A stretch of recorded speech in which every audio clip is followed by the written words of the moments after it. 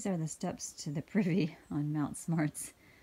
It's kind of a palatial privy, but I thought it was kind of funny because climbing up that ramp's not the easiest thing to do, especially when you're sleepy in the morning. And it just, to me, kind of emblematic of the challenge that Mount Smarts was getting up here late in the day yesterday. That is the fire tower on Mount Smarts. I haven't climbed it yet. I'll probably go check it out on my way down. I hear the views are a little bit better today than they were yesterday, but I'm not real big on climbing all those stairs, so I may go up part way and get a view. But I also hear from Mount Cube, where we're heading today, there's a lot of great views. And this little trail just over to the side of the fire warden's cabin is really pretty.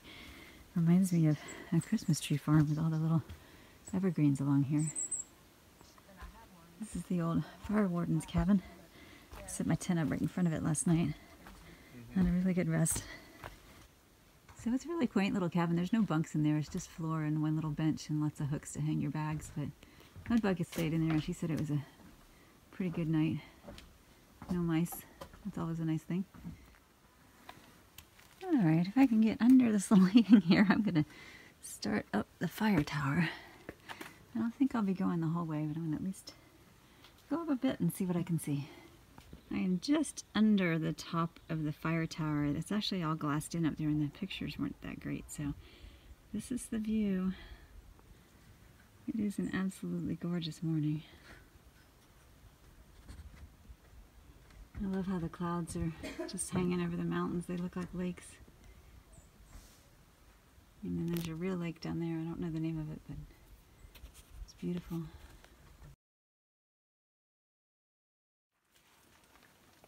So we were warned by a southbound hiker yesterday who's sunk in the mud up to his hips to be wary of the mud ahead. And we've been looking all morning, but I think this is the spot. Those boards up ahead there, they're floating and they sink.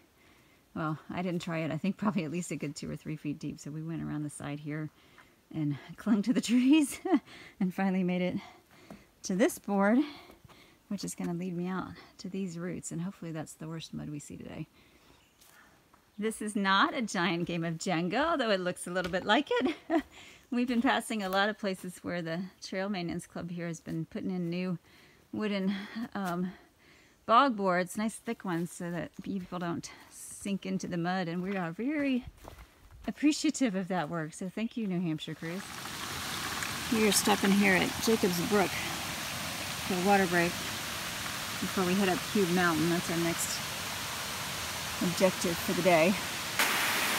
Great place for a break. We sat up on the hill and just enjoyed a good hearty snack. Kind of an early lunch, but not quite, because we're going to start up Mount Cube. And I'm sure we're going to be hungry and want a little bit more food once we get going. So we are heading that way. Pretty funky looking caterpillar. He's like he's drunken. He's drunk. The drunken caterpillar. Go home, caterpillar. Trying to find his way home. Bar is closed.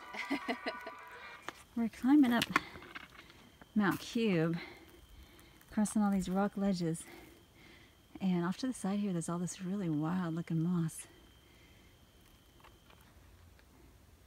We're on some quartzite ledges and there are falcons circling around above. They're beautiful. Alright, so I just came up from down there by that cairn.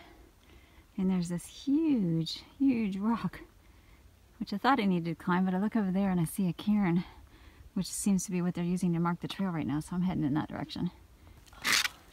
Man, here's the view from the top. So here we are at the top of Mount Cube, finally. Sitting back, taking a break. Gonna eat some lunch.